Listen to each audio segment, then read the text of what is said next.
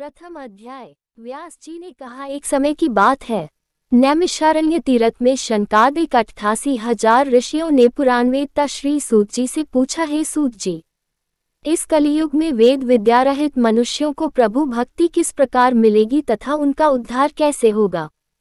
हे मुनिश्रेष्ठ, कोई ऐसा व्रत अथवा तप कहिए जिसके करने से थोड़े ही समय में पुण्य प्राप्त हो तथा मनवांछित फल भी मिले।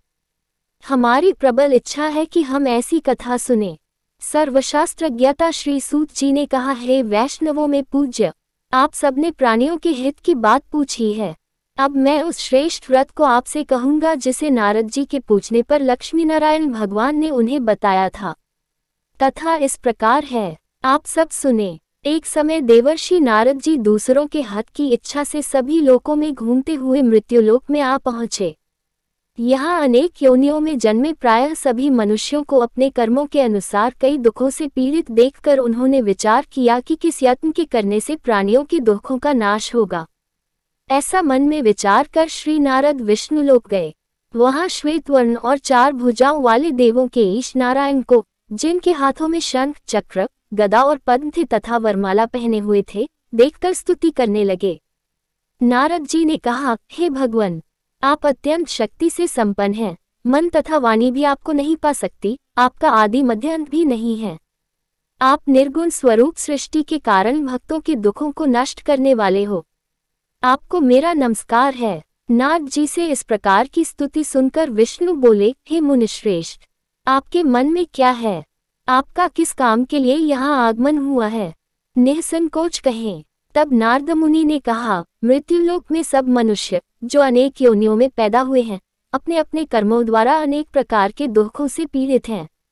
हे नाथ, यदि आप मुझ पर दया रखते हैं तो बताए उन मनुष्यों के सब दुख थोड़े से ही प्रयत्न से कैसे दूर हो सकते हैं।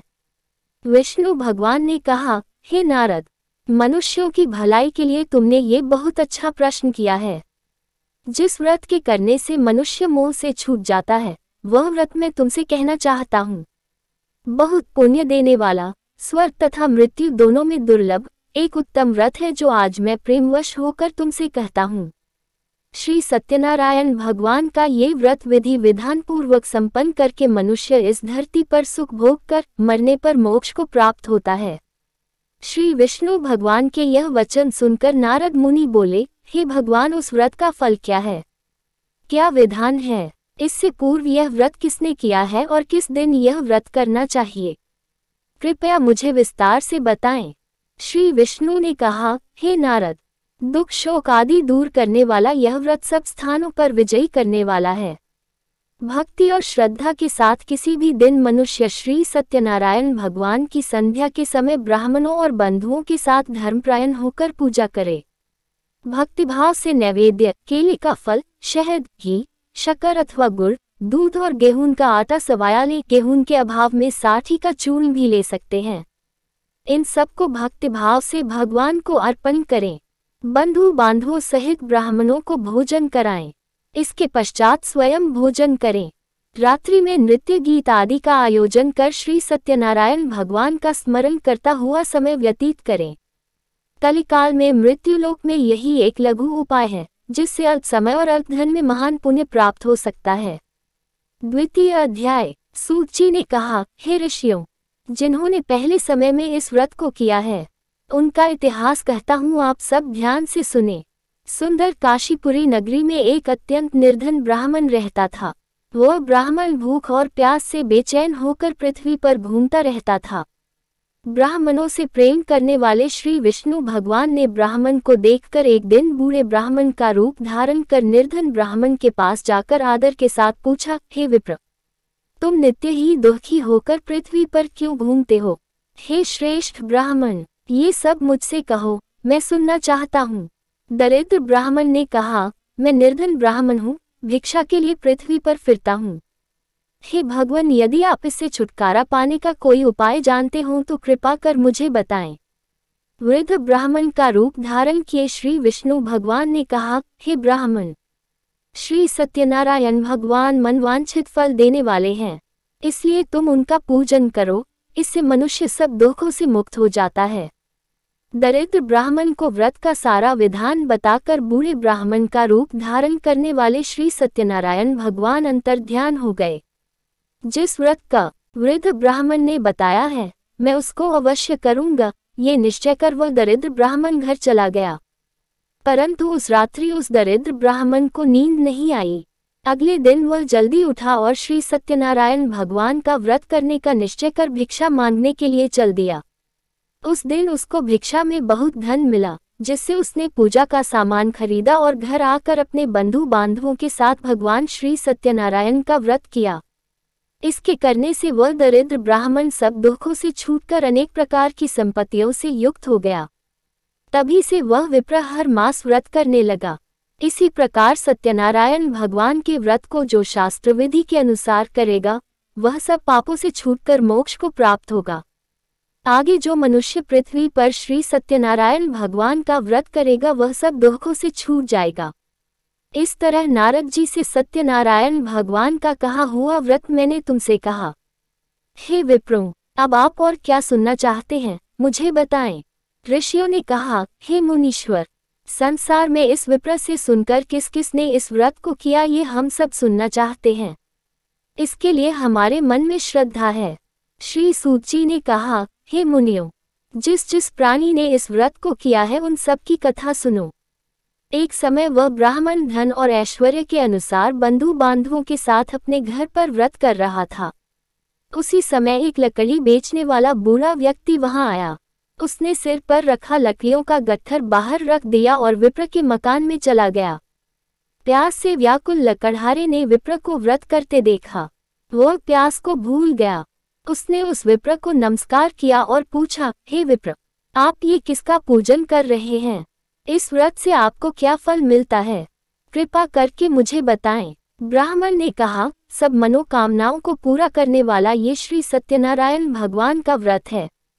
इनकी ही कृपा से मेरे यहाँ धन धान्य आदि की वृद्धि हुई।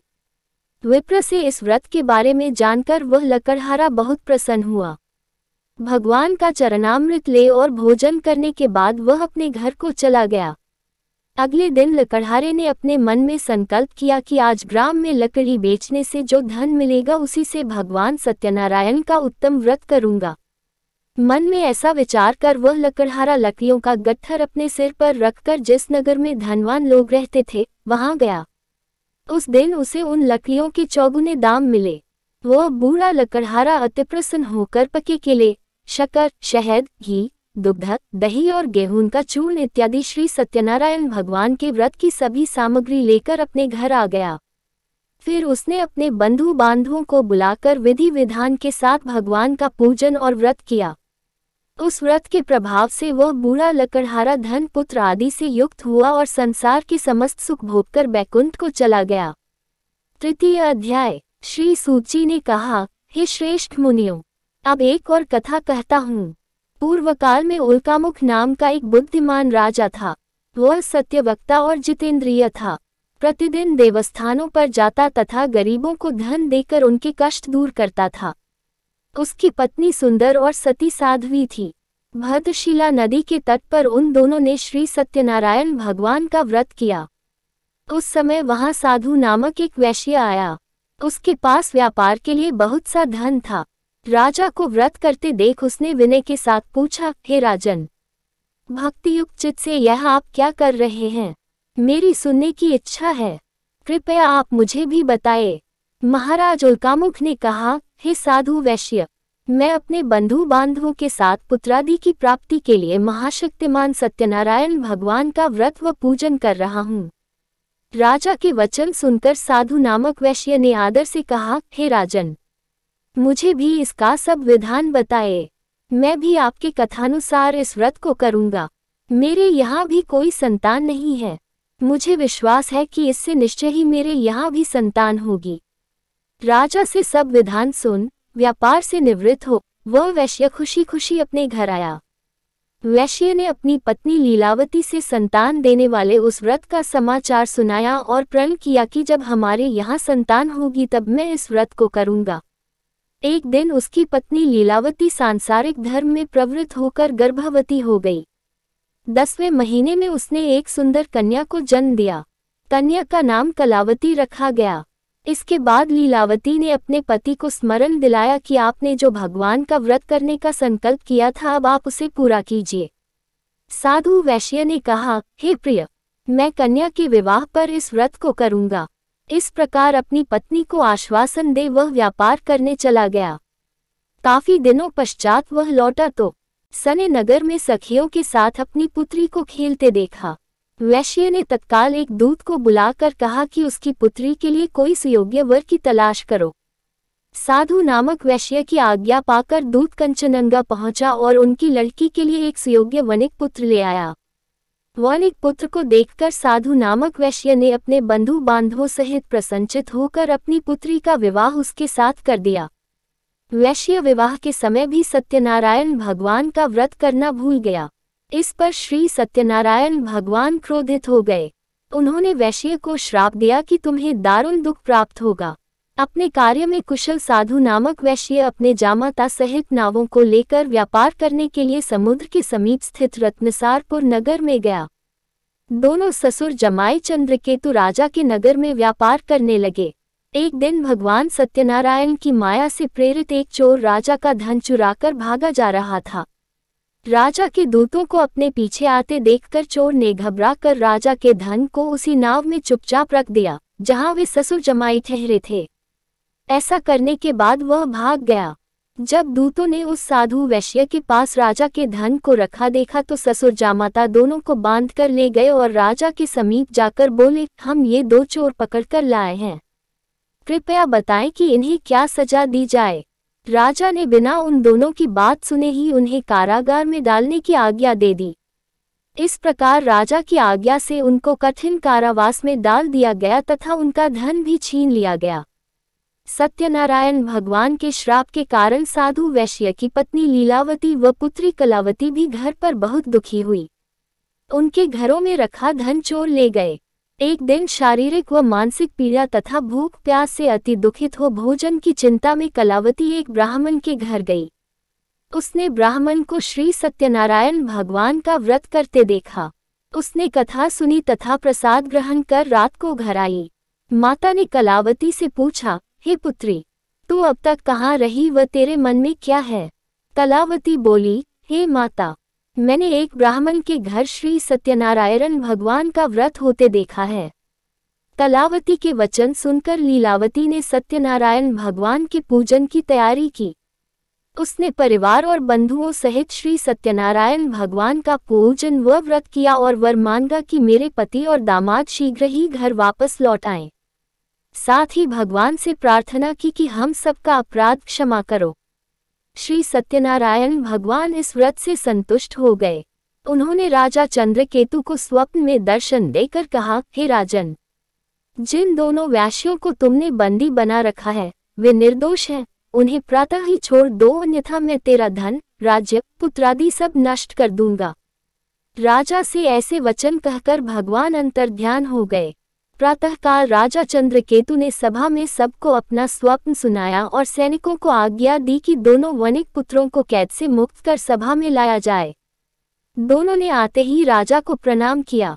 राजा ने उनसे कहा, हे महानुभावों, तुम्हें भावविवश ऐसा कठिन दुख प्राप्त हुआ है, अब तुम्हें कोई भय नहीं है, तुम मुक्त हो। ऐसा कहकर राजा ने उनको नए नए वस्त्राभूषण पहनवाए तथा उनका जितना धन लिया था उससे दूना लौटाकर आदर से विदा किया।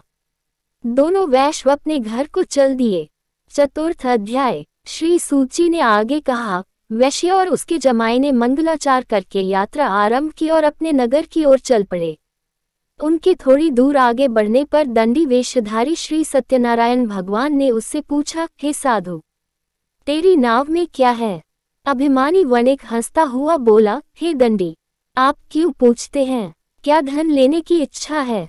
मेरी नाव में तो बेल और पत्ते भरे हैं। वैश्य का कठोर वचन सुनकर दंडी वेशधारी श्री सत्यनारायण भगवान ने कहा, तुम्हारा वचन सत्य हो। ऐसा कहकर वे वहां से कुछ दूर जाकर समुद्र के किनारे बैठ गए। दंडी महाराजा के जाने के पश्चात वैश्य ने नित्य क्रिया से निवृत्त होने के बाद नाव को ऊंची उठी देखकर अचंभा किया तथा नाव में बेल पत्ते आदि देखकर मूर्छित हो जमीन पर गिर पड़ा। मूर्छा खुलने पर अत्यंत शोक प्रकट करने लगा। तब उसके जामाता ने कहा, आप शोक न करें, ये दंडी महाराज का श्राप है, अतः उनकी शरण में ही चलना चाहिए, तभी हमारी मनोकामना पूरी होगी। जामाता के वचन सुनकर वह साधु नामक वैश्य दंडी महाराज के पास पहुंचा और भक्तिभाव से प्रणाम करके बोला, मैंने जो आपसे असत्य वचन कहे थे उसके लिए मुझे क्षमा करें। ऐसा कहकर वैश्य रोने लगा। तब दंडी भगवान बोले, हे वनिक पुत्र, मेरी आज्ञा से तुझे बार बार दुख प्राप्त हुआ है, तू मेरी पूजा से विमुख हुआ है। साधु नामक वैश्य ने कहा, हे भक्त, न आपकी माया से ब्रह्मा आदि देवता भी आपके रूप को नहीं जान पाते, तब मैं अज्ञानी भला कैसे जान सकता हूँ। आप प्रसन्न हुई, मैं अपनी सामर्थ्य के अनुसार आपकी पूजा करूँगा। मेरी रक्षा करो और पहले के समान मेरी नौक को धन से पूर्ण कर दो। उसके भक्तियुक्त वचन सुनकर श्री सत्यनारायण भगवान प्रसन्न हो गए और उसकी इच्छानुसार वर देकर अंतर्ध्यान हो गए। तब ससुर व जामाता दोनों ने नाव पर आकर देखा कि नाव धन से परिपूर्ण है। फिर वह भगवान सत्यनारायण का पूजन कर जामाता सहित अपने नगर को चला। जब वह अपने नगर के निकट पहुंचा तब उसने एक दूत को अपने घर भेजा। दूत ने साधु नामक वैश्य के घर जाकर उसकी पत्नी को नमस्कार किया और कहा, आपके पति अपने दामाद सहित इस नगर के समीप आ गए हैं। लीलावती और उसकी कन्या कलावती उस समय भगवान का पूजन कर रही थी। दूत का वचन सुनकर साधु की पत्नी ने बड़े हर्ष के साथ सत्यदेव का पूजन पूर्ण किया और अपनी पुत्री से कहा, मैं अपने पति के दर्शन को जाती हूँ, तू कार्य पूर्ण कर शीघ्र आ जाना। परंतु कलावती पूजन एवं प्रसाद छोड़कर अपने पति के दर्शनों के लिए चली गई। प्रसाद की अवज्ञा के कारण सत्यदेव रुष्ट हो गए, फलस्वरूप उन्होंने उसके पति को नाव सहित पानी में डुबो दिया। कलावती अपने पति को न देख रोती हुई जमीन पर गिर पड़ी। नौक को डूबा हुआ तथा कन्या को रोती हुई देख साधु नामक वैश्य दुखित हो बोला, हे प्रभु, मुझसे या मेरे परिवार से जो भूल हुई है उसे क्षमा करो। उसके दीन वचन सुनकर सत्यदेव भगवान प्रसन्न हो गए। आकाशवाणी हुई, हे वैश्य, तेरी कन्या मेरा प्रसाद छोड़कर आई है, इसलिए इसका पति अदृश्य हुआ है। यदि वह घर जाकर प्रसाद खाकर लौटे तो इसका पति अवश्य मिलेगा। आकाशवाणी सुनकर कलावती ने घर पहुंचकर प्रसाद खाया और फिर आकर अपने पति के दर्शन किए। तत्पश्चात साधु वैश्य ने वही बंधु बांधवों सहित सत्यदेव का विधिपूर्वक पूजन किया। वह इस लोक का सुख भोग कर अंत में स्वर्गलोक को गया। पंचम अध्याय। श्री सूत जी ने आगे कहा, हे ऋषियों, मैं एक और भी कथा कहता हूँ, उसे भी सुनो। प्रजापालन में लीन तुंगध्वज नाम का एक राजा था। उसने भगवान सत्यदेव का प्रसाद त्याग कर बहुत दुख पाया। एक समय राजा वन में वन्य पशुओं को मारकर बड़ के वृक्ष के नीचे आया।